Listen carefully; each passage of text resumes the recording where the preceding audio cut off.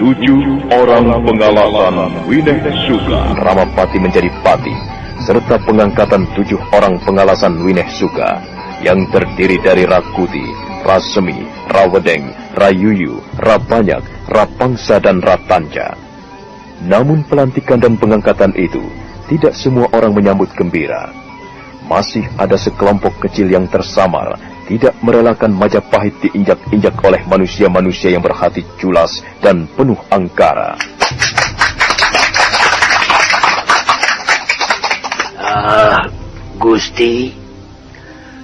Gusti Jaya Negara junjungan kami.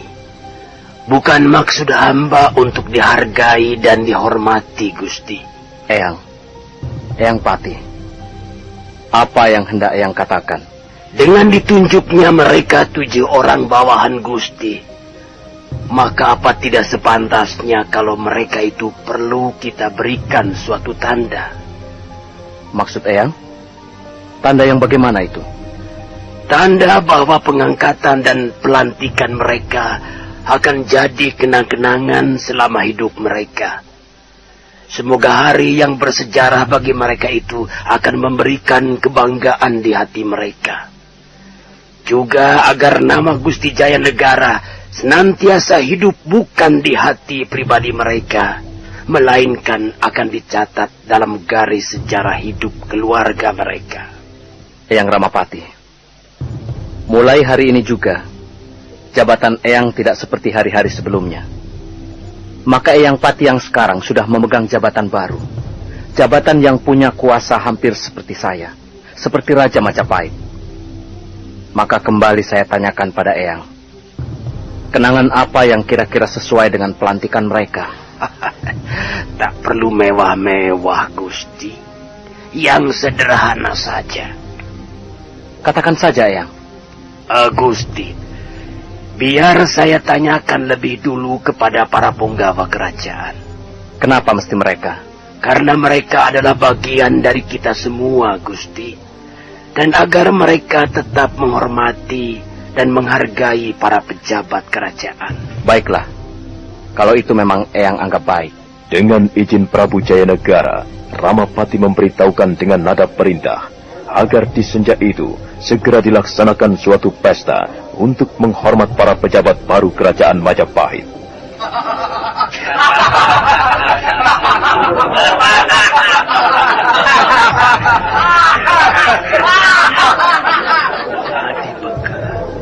Sebaiknya kita segera menyingkir dari ruangan ini, Di.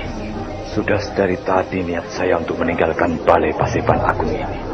Saya muak, tapi hal ini apa tidak mencurigakan, Kakak? Aku percaya kau pasti bisa beralasan. Baru beberapa tindak Arya Tadah dan bekal Gajah Mada meninggalkan tempat duduknya, Ramapati berteriak mencegah kepergian mereka. Hei, Hadi Bekal, Kakang Arya Tadah itu mau kau bawa kemana? Kakang Ramapati, tidak semuanya harus di tempat yang penuh kesukaan. Masih ada tugas yang harus dilaksanakan di luar sana. Tapi apa kalian tidak sayang meninggalkan Balai Paseban Agung ini? Dan apakah kau juga tidak menghormati Sang Prabu? Hadi Ramapati, aku kira Sang Prabu Jaya Negara akan mengerti kalau kau bisa mengutarakannya dengan baik. Aku bersama Adi Beka harus tetap menjaga keamanan dan keselamatan Sang Prabu. Bukankah itu sudah jadi tugas ke-7 orang yang baru saja tadi siang dilantiknya, Kakang? Tapi aku bisa menebak, mereka akan terlena malam ini. Mereka akan jatuh karena tekukan-tekukan tuak dan tidak akan sadarkan diri oleh harumnya keringat para penari itu.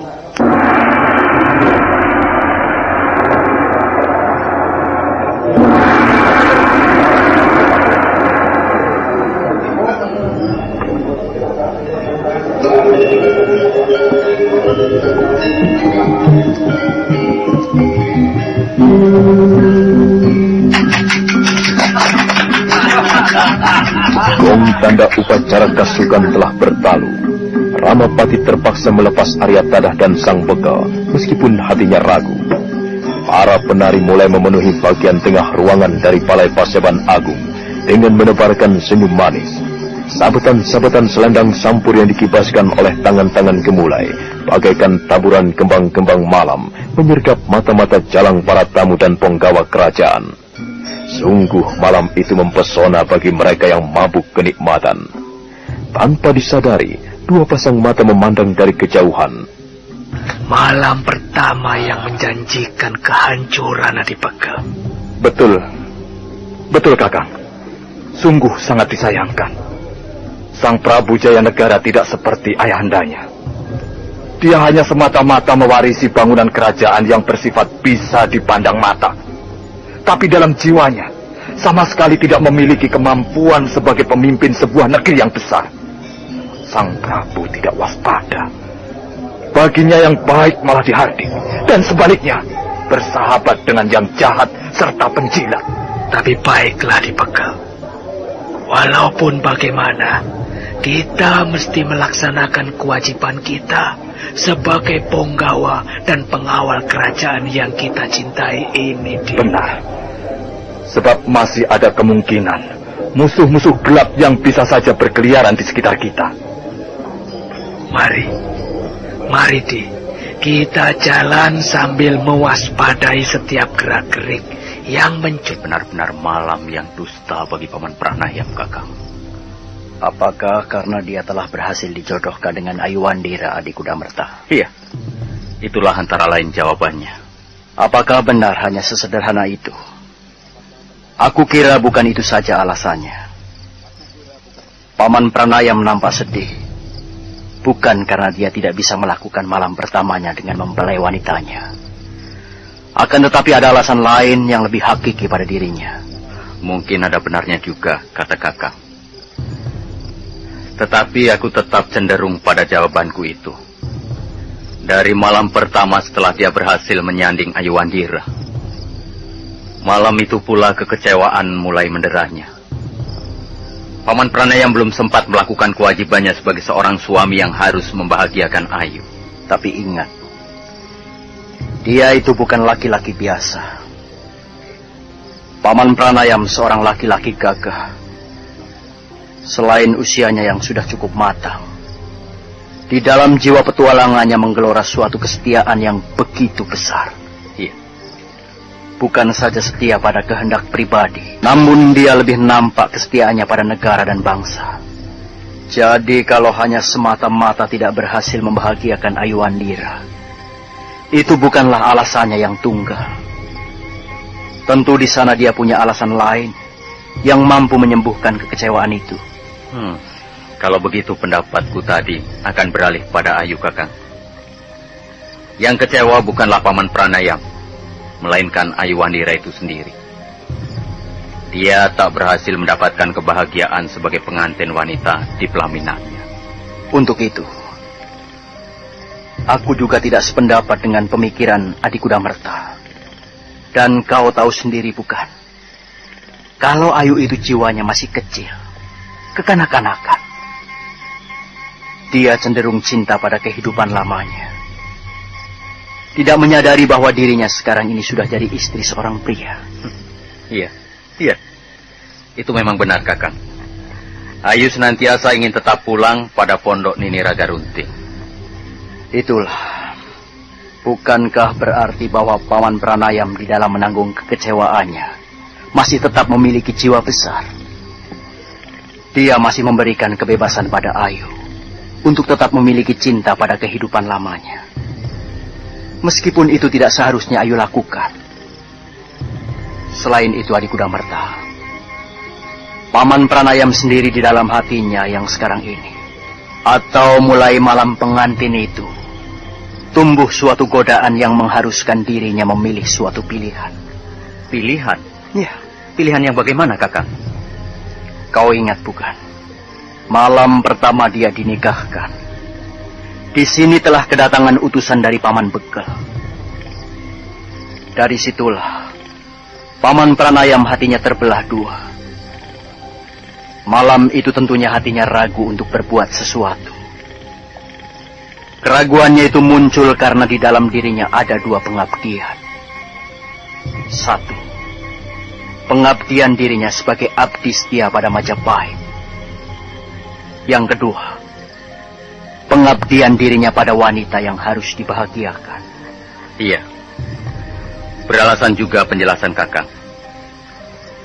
Kalau dia masih memiliki kesetiaan itu, maka tidak mengherankan kalau dia itu harus tidak kecewa. Karena di dalam hatinya senantiasa memberatkan pada tuntutan yang paling utama, yaitu negara dan bangsa Majapahit, Kakang. Apalagi kalau dia itu sudah mengetahui benar keadaan Majapahit sekarang ini. Tentunya hatinya mulai merasa terancam oleh tindak tanduk Kanda Prabu Jayanegara. Dia mengangkat orang-orang yang semestinya tidak pantas mendapat kedudukan yang begitu berpengaruh di negeri itu. Apalagi kalau hatiku mendengar nama Ramapati, Kakang. Ingin sekali aku menerjang masuk ke sana, Kakang. Tapi itu tidak perlu kita tanggapi secara membabi buta, Adi Kudamerta. Iya. Ini butuh suatu perhitungan yang matang. Justru bagi kita, kebijaksanaan Kanda Prabu itu memberikan keleluasaan pada kita untuk bergerak bebas. Dengan dekatnya Kanda Prabu Jayanegara dengan orang-orang penjilat itu, maka dia tidak akan begitu memperhatikan kegiatan kita yang mengarah pada perongrongan wibawanya. Benar, Kakang. Suatu kerjasama yang sangat bagus yang harus kita galang bersama. Paman Bekal memang ahlinya untuk itu. Dan kita juga tidak boleh melupakan jasa Eyang Tada. Namun harus cukup hati-hati dengan orang tua itu.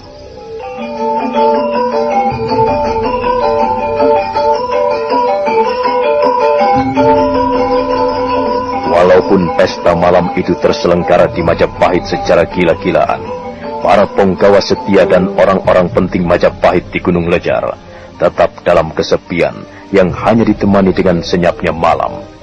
Namun dalam keterasingannya itu, mereka tetap memasang telinga dan mata.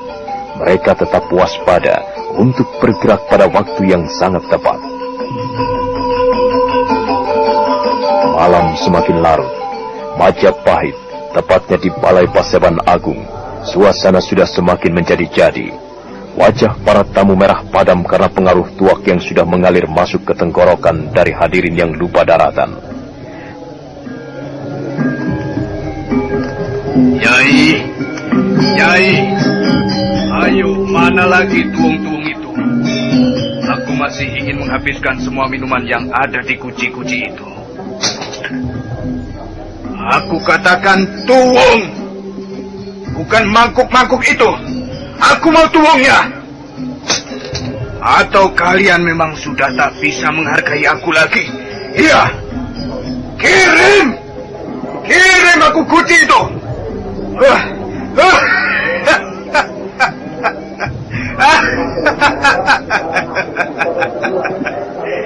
Kalian memang benar-benar sudah tak kenal kepadaku. Ayo, lihat ini. Siapa aku yang berdiri di antara kalian yang sudah coro-coro di Balai Paseban ini?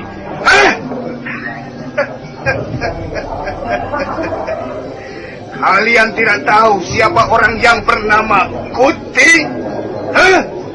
Rakuti, inilah orangnya. Orang yang selalu perkasa dan selalu hadir dimanapun. Aku tak kenal di mana aku berada. Aku bisa hidup di antara dunia manapun. Karena aku adalah yang dibutuhkan orang banyak. Aku ini air dan api.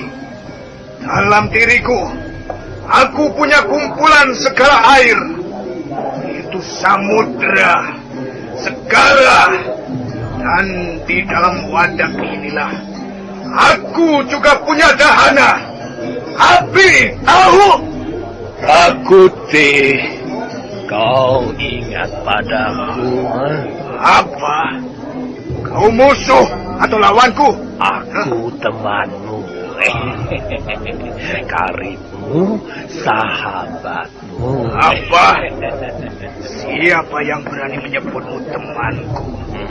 Tidak ada seorang pun yang berani mengaku teman kepadaku.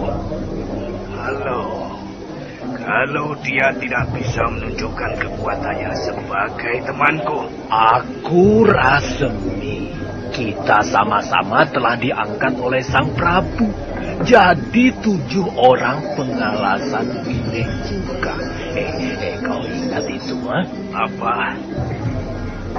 7 orang pengalasan. Ya. Apa itu? Aku tidak merasa bangga atas tunjukan itu. Siapa yang angkatku? Siapa? Ayo katakan, siapa yang mengangkatku? Sang Prabu. Apa? Iya. Dia yang mengangkatku.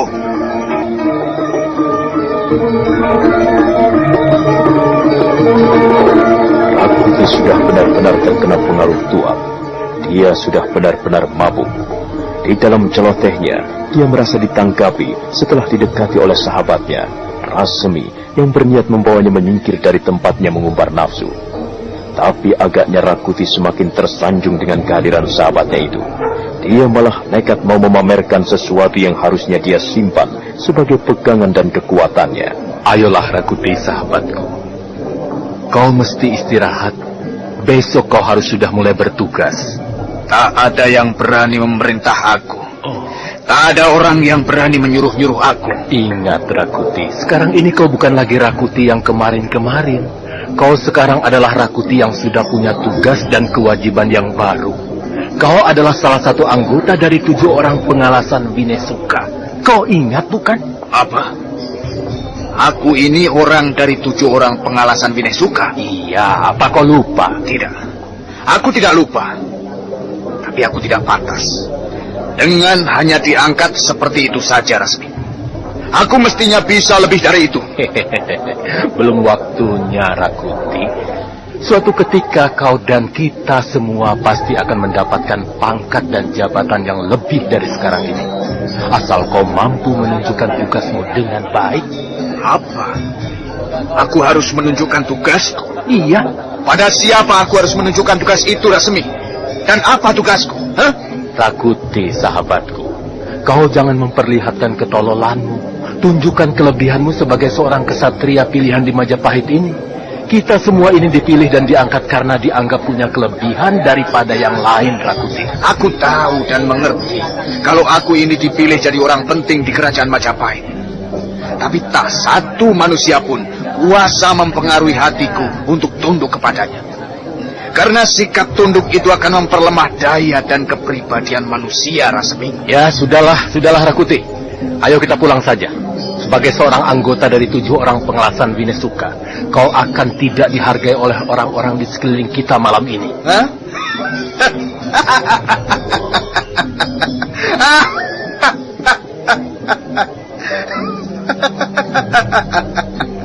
Hai, kalian yang ada di sini. Kalian yang sedang melihat aku berdiri di sini. Adakah salah seorang di antara kalian yang mau melecehkan aku? Aduh, celaka Rakuti. Rakuti, kau mesti sadar. Bisa-bisa kau akan terkapar di sini, Rakuti. Apa katamu, Rasmi? Aku akan terkapar di sini? Iya. Di lantai Balai Paseban Agung ini? Siapa yang akan berani melawan aku? Rakuti yang sakti mandraguna ini. Ayo jawab. Nah, kau lihat sendiri bukan, Rasmi? Tidak ada seorang di sini yang punya nyali. Iya. Memang benar, Rakuti. Tapi siapa tahu mereka itu mungkin hanya pura-pura. Dan seandainya kalau ada yang berani, lalu apa yang akan jadi andalanmu, Rakuti? Apa?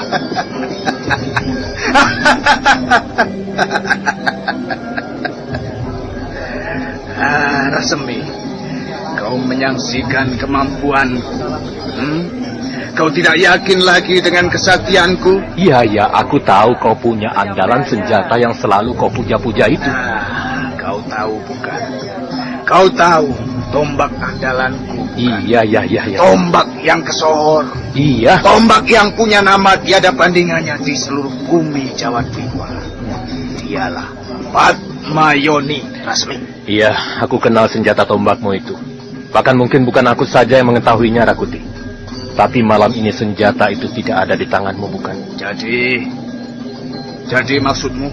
Kalau nanti sampai ada yang berani menyergapmu, lalu apa yang akan kau pergunakan sebagai pembelaan dirimu? Apa? Sedang Patmayonimu itu sekarang ini tidak kau bawa. Lasemi, sekarang bukannya aku berhadapan dengan mereka yang berada di Balai Paseban Agung ini. Akan tetapi aku malah jadi curiga kepadamu sendiri, Lasemi. Kau gila, Rakuti? Kau sendiri yang ingin mencobai aku. Itu kau tahu kalau aku malam ini dalam keadaan lemah. Kau segera ingin tampil, cari muka di hadapan mereka dengan cara berniat melawanku.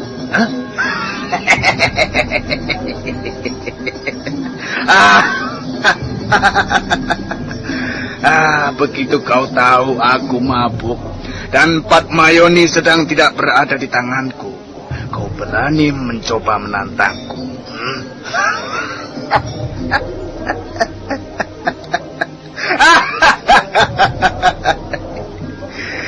Tapi kau lupa, Rasemi.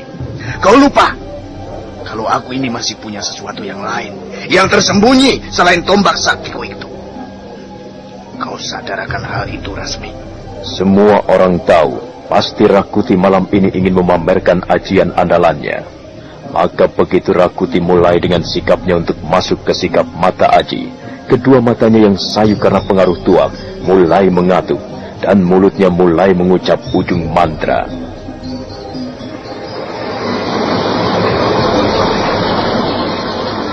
Rasemi segera menerjang Rakuti sambil berteriak nyaring melengking. Tubuh Rasemi cepat melayang ke arah belakang tubuh Rakuti.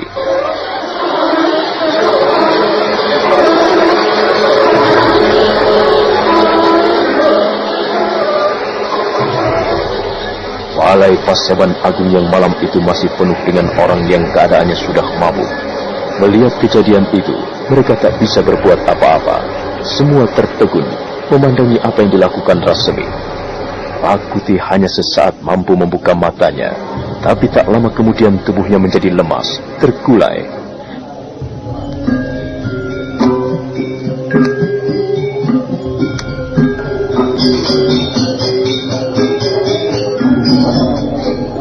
Kakang, sebuah pertunjukan yang menarik, kan? Iya, betul Adimada. Rasemi memang punya kunci-kunci untuk memudarkan serangan lawan.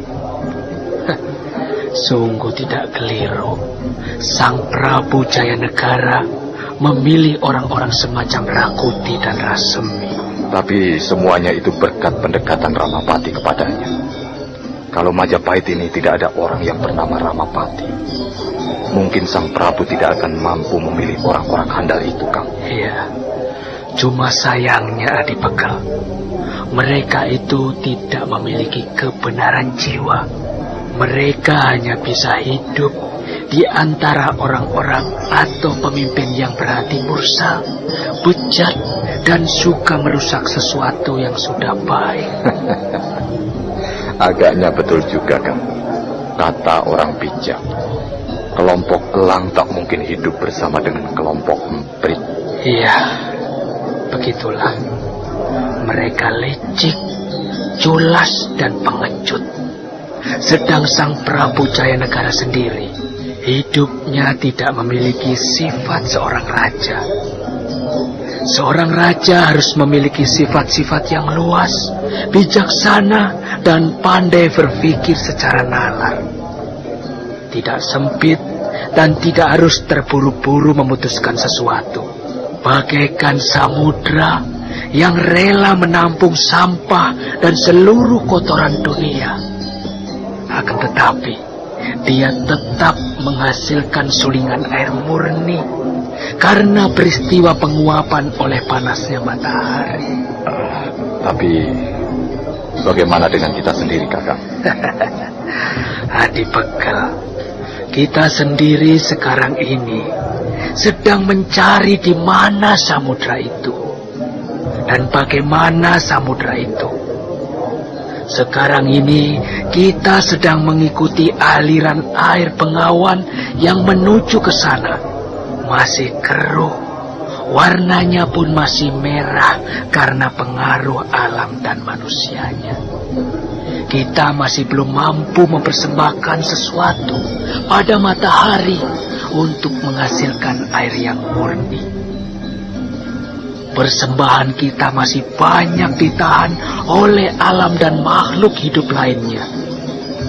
Kita masih terikat oleh cinta kita pada sekitar kita, Dik.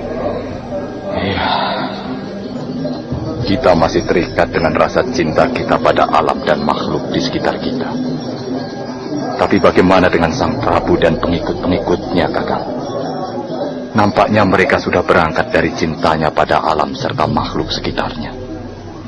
Mereka malah menindas rakyat jelata, merusak alam demi kepuasan mereka membangun wisma-wisma indah dan mewah, dan menodai keindahan cinta pada wanita-wanita yang mendambakan keanggunan dan kesetiaan pada seorang pria yang jadi idamannya. Ya, terlebih pada mereka, Adi. Betul sekali apa yang Adi tuturkan itu. Mereka berbuat kebalikan dari apa yang aku katakan tadi. Mereka menindas rakyat. Mereka merusak alam. Mereka menodai cinta dengan nafsu birahi. Keseluruhannya itu memang melawan dari hukum cinta. Tidak terikat dan tidak berusaha mengikatkan diri pada alam sekitarnya. Akan tetapi, semua tindakan yang dia atau mereka ingkari itu adalah semata-mata ingin menunjukkan atau mengumbar nafsu keserakahan mereka.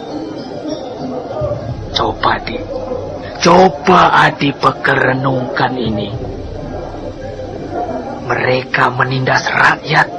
Itu bukan berarti dia ingin terlepas dari keterikatannya dengan rakyat. Itu bukan, bukan. Itu akan berarti sebaliknya. Dengan menindas rakyat, mereka sebetulnya ingin menunjukkan kekuasaannya di atas rakyat.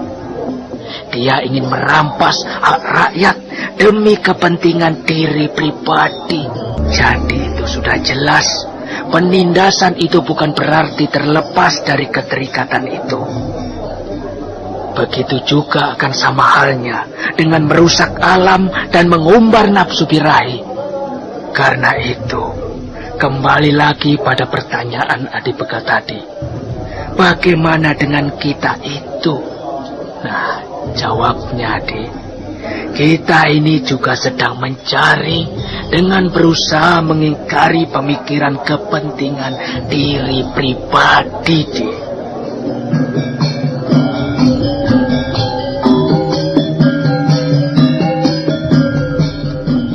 Rakuti tersadar dari pingsannya. Ia kemudian bangkit dari pembaringannya dan berusaha berangkat kembali ke gelanggang pesta di Balai Paseban Agung. Untuk meringankan langkahnya dan memanaskan semangatnya, dia mencoba meneguk secawan tuak yang tersedia di wismanya. Rakuti, aku sarankan kau jangan terlalu mabuk. Aku masih ingin menghibur diri di sana sambil menantang pelaku itu. Oh, kau akan gagal menemukan orangnya. Rasemi. Iya. Apakah kau pikir aku akan kalah? Bukan begitu, Rakuti, bukan. Selain kau belum lagi sempat menemukan orang itu, kau sudah akan terperangkap dengan keributan yang lain, dan itu akan mempersulit dirimu. Hingga kalau kejadian itu sampai ketahuan oleh Gusti Pakti, apalagi Sang Prabu Jayanegara, maka akan musnahlah harapan kita, Rakuti. Hancurlah Apa yang kamu katakan tadi? Masa depan kita akan musnah. Iya. Akan musnah oleh Sang Prabu Jayanegara yang sudah memilih, menunjuk, dan mengangkat kita sebagai pengawalnya. Iya. Karena aku tidak yakin akan kepribadianmu itu. Rasemi, aku tidak bermusuhan dengan Sang Prabu. Aku juga tahu, Rakuti. Kau itu bukan tandingannya. Tapi aku meragukan ulahmu kalau sudah di bawah pengaruh minuman. Kau akan gampang sekali berceloteh di luar kepala bebalmu itu. Tidak seorang pun bisa mengendalikan diriku. Tidak juga kamu, Rasemi. Rakuti, kalau kau masih nekat ke gelanggang itu, justru akulah yang akan menghalang-halangi niatmu.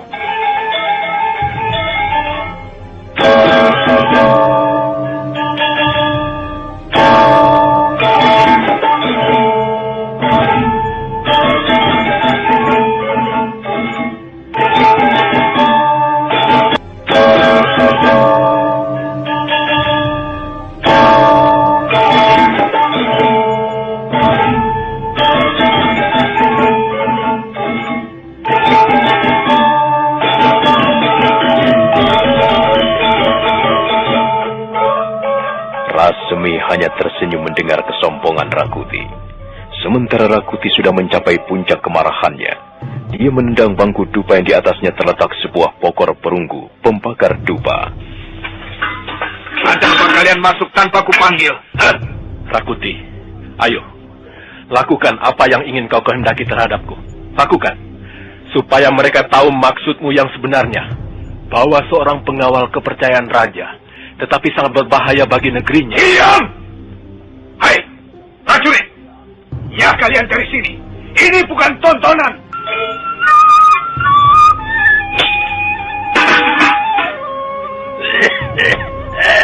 Hai, orang-orang Majapahit, di mana?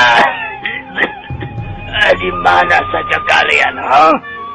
Mana orang-orangku, pengalasan Winesuka, ha?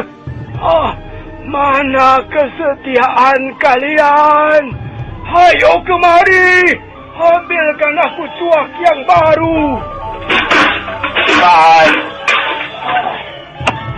Atau kalian ingin aku laporkan pada Sang Prabu? Hah?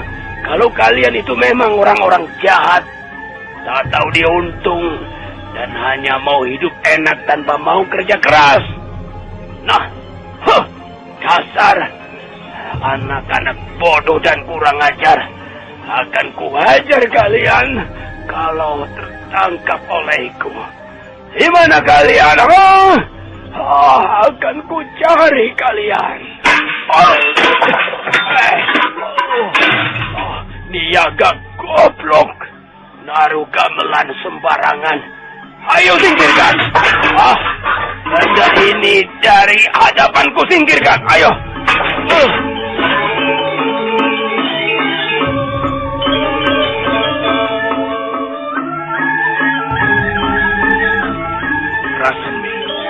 Kenapa itu kau lakukan? Itu akan mencelakakanku. Bukan maksudku untuk mencelakakanmu, Rakuti. Tetapi aku ingin mencegah agar kau cepat mengusir prajurit-prajurit itu begitu kau mendengar peringatanku itu. Aku mencegah agar kau tidak ketahuan adatmu yang buruk itu oleh mereka. Karena itu sangat membahayakan dirimu dan juga membahayakan diri teman-teman kita. Rasemi, malam ini adalah waktu yang sangat kutunggu-tunggu. Di mana semua sudah terlena, termasuk diri Sang Prabu. Mungkin dia juga sudah tak berdaya mengingat kita, Rasmi. Melihat siapapun. Atau mungkin dia sudah tak ingat lagi tentang dirinya sendiri. Rakuti, kau mau apa terhadap raja kita? Ha? Aku ingin menunjukkan pada orang banyak bahwa besok di fajar hari, akulah orang terkuat di negeri ini, Rasmi. Kenapa? Kenapa, Rakuti? Akulah raja negeri ini. Akulah Raja Majapahit. Oh, dengan apa kau bisa mengatakan kalau kau ini raja? Rasmi, malam ini juga Sang Prabu akan kuhabisi nyawanya.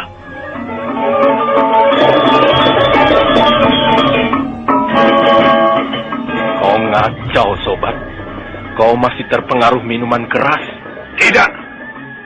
Aku sekarang sudah sadar. Dan oleh karena itu aku ingin melakukan tugasku sebaik-baiknya. Malam ini adalah waktunya yang sangat tepat bagiku untuk melunaskan dendamku kepadanya. Aku sudah kehilangan segala-galanya, Rasmi. Si Tangsu, istriku telah mati di dalam tanganku sendiri demi cita-citaku. Tapi ternyata cita-citaku itu masih belum tercapai juga. Cita-citaku sudah ada di ambang kenyataan, Rasmi. Cita-citaku ada di dalam diri Sang Prabu Jayanegara. Dia berhasil aku bunuh. Maka besok, akulah yang akan siap menjadi raja. Besok diriku bukan lagi Rakuti yang baru saja diangkat sebagai seorang pengalasan Winesuka. Akan tetapi akulah Rakuti, Raja Majapahit yang baru. Sekarang, malam ini akan kulaksanakan niatku itu, Rasmi.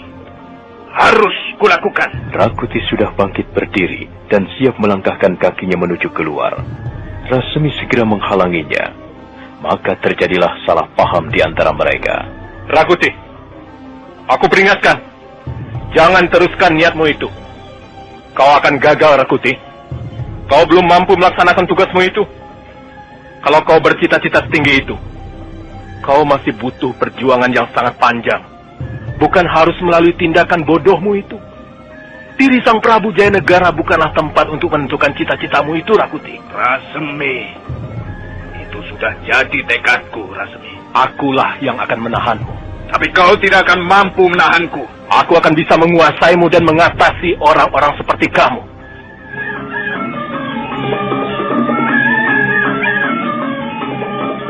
Bukannya aku takut menghadapimu karena suaramu yang sudah terlanjur besar itu, Rasemi. Aku terpaksa menundanya. Ya, mungkin nasihatmu itu ada benarnya juga. Karena itu, Rakuti, lebih baik kau istirahat saja dan diminum lagi air gula asam ini, agar kau cepat baik dan segera kembali, Rakuti. Oh, ya. Tapi sudah hampir fajar, Rasemi. Masih ada kesempatan bagimu untuk istirahat. Ayo.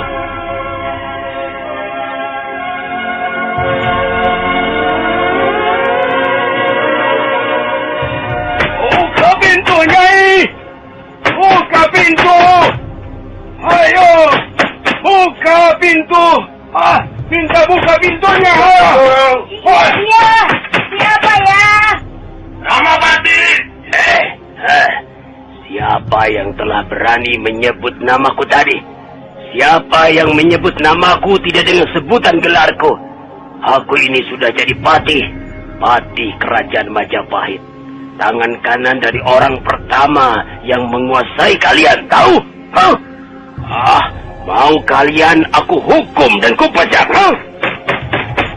Buka pintu! Aduh, kenapa Kakang Ramapati?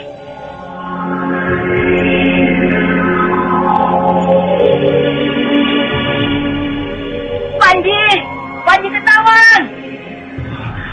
Ada apa, Nyai? Loh, Nyai, ada apa dengan Gusti Nyai? Gustimu Ramapati agaknya terlalu banyak minum, Panji. Makanya tolong panggilkan Ratanca supaya dia dapat dan maksudku supaya dia datang dan mengobatinya.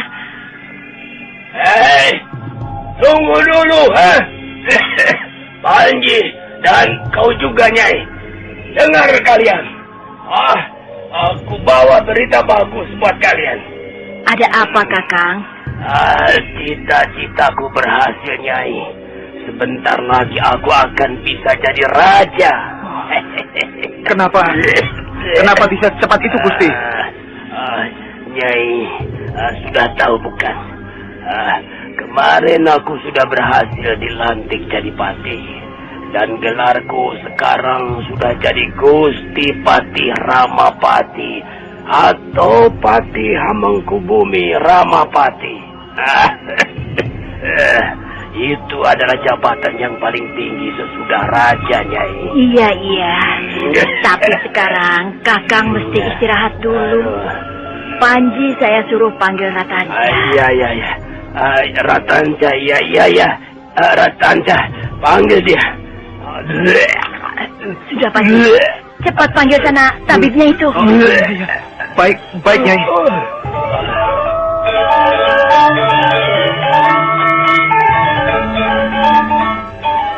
Nyai Ramapati memapah suaminya ke ruangan dalam, dibantu oleh Panji Ketawang. Ramapati bangga karena cita-citanya tercapai. Seolah bumi Majapahit sudah benar-benar berada dalam genggamannya, dan tidak mungkin seorang pun bisa merebutnya. Ramapati mabuk kemenangan, haus kekuasaan. Saingan utamanya, Nambi, telah tiada. Kini tidak seorang pun akan bisa menghalangi niatnya, kehendaknya, impian-impiannya, dan segala yang tersimpan dalam benaknya. Sekarang tidak seorang pun akan bisa menghalangiku. Negeri Majapahit sudah ada di tanganku. Jadi siapa yang akan menentang Gusti Mapati Hamengkubumi Ramapati? Siapa? Kakang, sudahlah. Istirahatlah, Kakang. Kau harus banyak beristirahat. Istirahat? Iya. Apa itu istirahat? Aku tidak suka istirahat. Karena istirahat hanya akan membuat kita lena. Kalau kita terlena, akan ada orang lain yang bisa menikam kita dari belakang. Tidak, aku tidak akan beristirahat. Kakang, kenapa pikiranmu selalu saja curiga, ketakutan dan was-was? Nah, apa ku bilang? Istirahatlah, Kakang. Kok ini mabuk? Tidak, aku tidak mabuk. Panji, cepat panggil Ratanca kemari untuk menolong gustimu. Ayo cepat, Panji. Baik, Nyai. Tapi Nyai, dalam suasana pesta seperti ini, tidak mudah menemukan Ratanca, Nyai. Pokoknya cepat panggil Ratanca. Dimanapun dia berada, kau harus menemukannya. Oh, baik, Nyai, baik.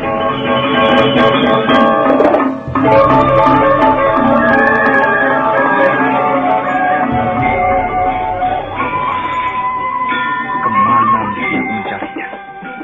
Ratanca pasti tidak ada di tempatnya. Dia pasti sedang bersenang-senang dengan yang lainnya. Panji Ketawang bingung harus mencari kemana. Ratanca tidak berada di tempatnya. Orang-orang sedang ramai berpesta merayakan hari pengangkatan atau pengukuhan para pejabat baru. Para penggawa kerajaan minum-minum tuak legen sampai mabuk. Gamelan ditabuh di mana-mana. Tarian-tarian yang dibawakan perempuan-perempuan cantik menjadi tontonan yang mengasihkan. Panji Ketawang menyelinap di antara para kerumunan orang. Dia meneliti satu-satu orang yang ditemuinya. Memang tidak gampang mencari satu orang di tengah keramaian orang banyak. Hanya karena tugas, maka Panji Ketawang mencarinya sampai ketemu. Dari satu kerumunan pada kerumunan lain dia menyelinap. Dan tak lama kemudian... Panji Ketawang, kau cari siapa? Oh, Ratanca. Akhirnya kutemukan juga kau. Kau mencari aku, Ratanca. Ada apa? Cepatlah menemui Gusti Mapati. Kenapa Gusti Ramapati? Tadi masih kulihat beliau minum-minum tuak. Beliau mabuk, Ratanca. Terlalu banyak minum tuak legen. Cepatlah, Ratanca. Aku disuruh Nyai mencarimu untuk menolong beliau. Cepat, nanti aku kena murkanya. Ayo. Baiklah, aku segera ke sana. Terima kasih, Panji.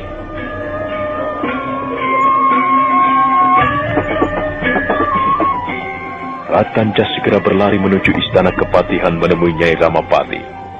Di sana telah menunggu Nyai Pati dengan perasaan cemas. Dia khawatir karena suaminya sudah tidak mau lagi mendengar kata-katanya karena mabuk kemenangan. Cepatlah, Ratanca. Tolong gustimu. Dia terlalu banyak minum tuak karena gembiranya dinobatkan sebagai Pati Hamangkubumi. Baik, Nyai. Baik.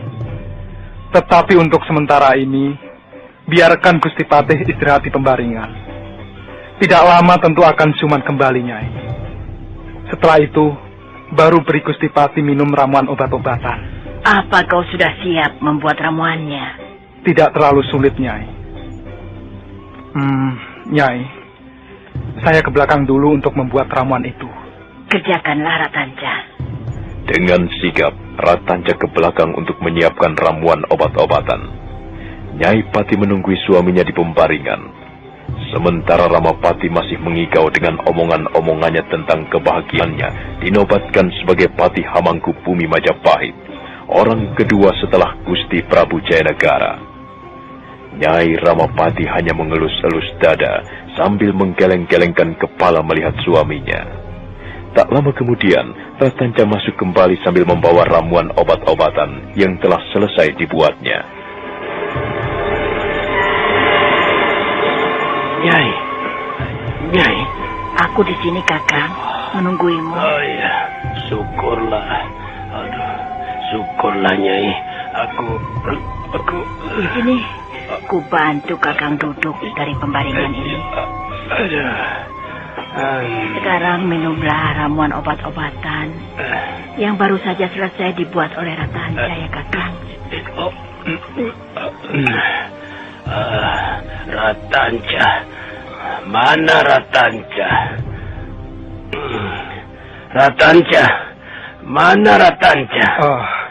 Hamba di sini, Gusti. Di tepi pembaringan Gusti Mahapati Hamangkubumi. Ya, syukurlah.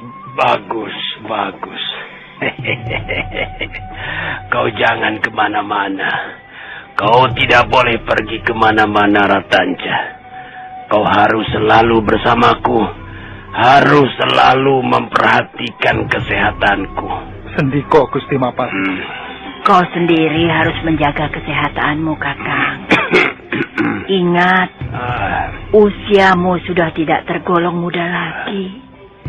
Kalau minum tuak terlalu banyak, tentu akan mempengaruhi kesehatanmu, Kakang. Apakah aku terlalu banyak minum? Apakah aku mabuk? Aku hanya sekedar minum untuk penghangat badan. Hamba mohon ampun sebelumnya, Gusti Mahapati. Sebaiknya memang Gusti tidak terlalu banyak minum. Kesehatan Gusti tidak memungkinkan lagi untuk minum-minum seperti itu. Ampun, Gusti. Ratanja, kalau kau bukan tabib istana, tentu kau sudah kuanggap lancang. Berani benar melarangku, membatasi keinginanku. Ampun, Gusti. Ini semua demi kesehatan Gusti sendiri. Benar yang dikatakan Ratanja itu, Kakang. Kecuali kalau Kakang memang sudah tidak sayang lagi pada dirimu sendiri. Aku paling tidak suka dilarang. Tahukah kalian bahwa aku paling tidak suka kalau ada orang lain berniat melarangku, membatasiku, menghalangi kemauanku. Kakang Ramapat, bukan maksudku mau membatasimu, melarangmu, menghalangimu. Tapi kalau bukan kau sendiri, lantas siapa yang bisa membuat panjang umurmu, hidupmu? Kita hidup cuma sekali, Kakang. Sayangilah nyawamu. Bukankah kau masih mau hidup lebih lama lagi, Kakang? Benar. Aku masih ingin hidup lebih lagi. Aku mau hidup lebih lama lagi. Sebab itulah aku tidak mau Ratanja pergi kemana-mana. Jangan pergi jauh-jauh dariku, Ratanja, jangan. Kecuali kalau Gusti Prabu memanggilmu. Oh ya, mengapa hanya ada Ratanja di sini? Mengapa? Lalu kemana yang lainnya? Siapa yang Kakang maksudkan itu? Anak asuhku bukan cuma Ratanja. Anak asuhku bukan cuma satu, Nyai. Kemana mereka? Di mana mereka? Apakah yang Gusti maksudkan adalah Rawedeng, Prayuyu, Rapangsa, Rabanyak, Rasemi, dan Rakuti? Iya, benar. Di mana mereka? Kemana semuanya? Ampun, Gusti. Mereka semua sedang ikut berpesta bersama yang lain. Panggil mereka semuanya. Aku paling tidak suka dipisahkan atau ditinggal oleh anak-anak asuhku. Mereka harus ada di sini. Mereka harus selalu bersamaku. Tanpa anak-anak asuhku, aku seperti kehilangan sebelah tangan. Tanpa mereka, aku seperti bekerja hanya dengan sebelah tangan. Ayo panggil mereka, cepat panggil mereka. Sudahlah, Kakang. Mereka tidak akan pergi jauh-jauh darimu. Mereka tidak akan meninggalkanmu. Mereka bisa dipanggil sewaktu-waktu. Kalau kau sayang pada mereka, tentunya kau pun harus memberi sedikit kebebasan untuk bersenang-senang malam ini. Biarkanlah mereka berpesta dengan yang lainnya. Kakang, mengapa kau harus khawatir? Apa yang sebenarnya membuatmu ketakutan? Menurutku, tidak ada alasan sedikit pun yang bisa membuatmu khawatir. Bukankah sekarang ini kau sudah jadi Pati Hamangkubumi Majapahit? Nah, lalu apa lagi yang membuatmu ketakutan?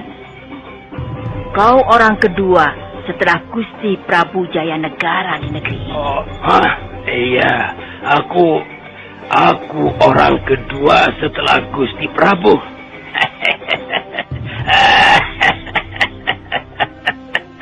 Aku orang kedua yang berkuasa di negeri Majapahit ini. Aku orang kedua. Maka dari itu, sudahlah. Jangan terlalu berpikir yang bukan-bukan. Setiap kata-katamu adalah sesuatu yang harus dikerjakan para penggawamu. Bahkan, Gusti Prabu Jayanegara sendiri sangat mempercayai ucapan-ucapanmu. Mengapa sekarang kau harus takut ditinggal anak asuhmu? Iya. Aku sekarang adalah Patih Hamangkubumi. Ucapanku harus dituruti oleh siapapun. Apakah Kakang tidak lihat sekeliling? Apakah Kakang tidak tahu kalau sekarang ini Kakang tinggal di istana kepatihan? Tidur di atas pembaringan kepatihan. Oh, iya. Betul, Nyai, betul. Aku sekarang ini tidur di atas ranjang kepatihan. Aku sekarang ini tinggal di istana kepatihan. Kenapa baru ingat sekarang? Bukankah sekarang ini aku yang mempunyai istana kepatihan?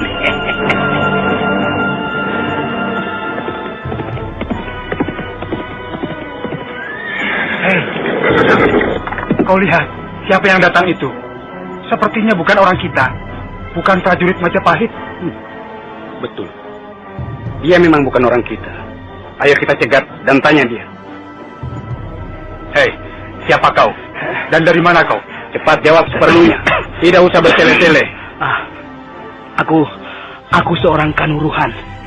Datang untuk melaporkan sesuatu pada Tuan Rakuti. Tuan Rakuti sedang keluar. Kembali saja besok. Besok? Wah, tidak bisa.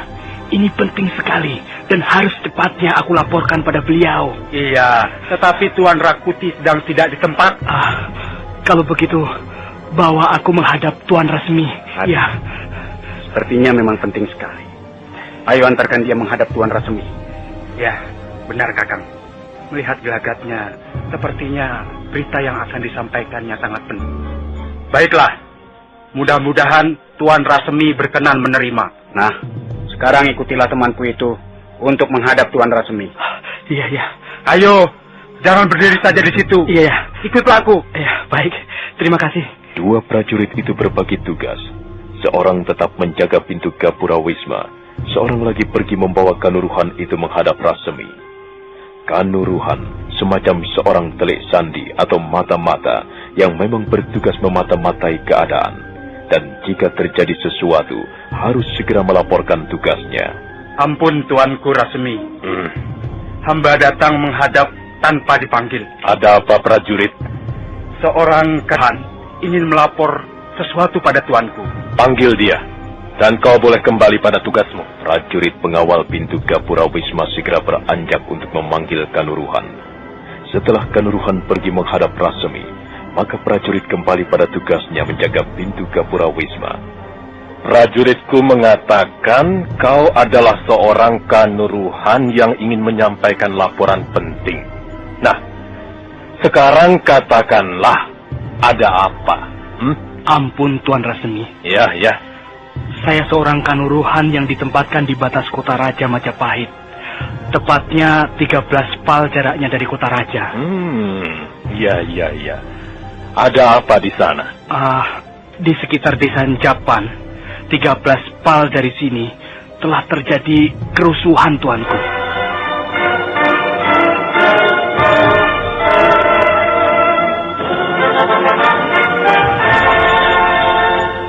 Kerusuhan? Benar Tuanku Rasmi. Dan yang lebih mengagetkan lagi, para perusuh itu telah berani menjamah batas wilayah kota Raja Majapahit. Jahanam benar para perusuh itu. Lalu siapa pemimpin perusuh itu?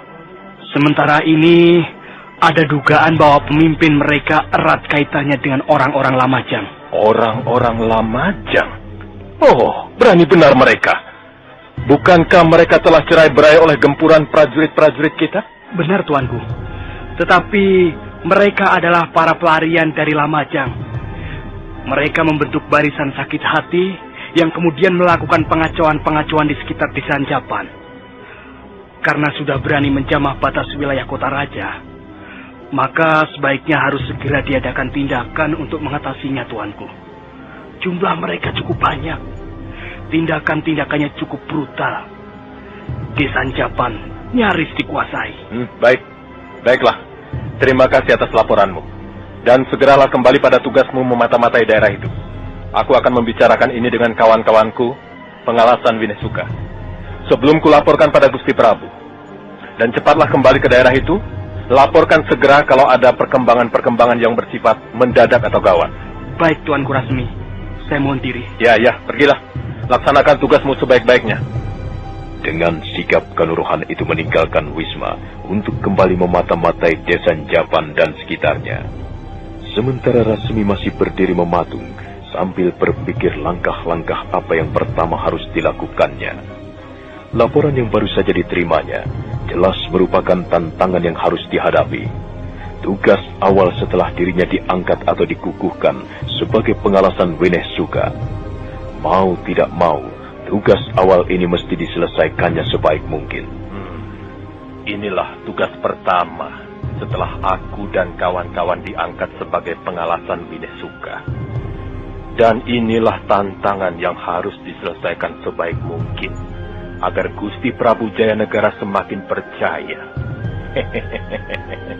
Terlebih melihat jenjang cita-citaku yang sudah semakin kelihatan, maka aku dan Rakuti mesti melakukan yang terbaik dari yang paling baik.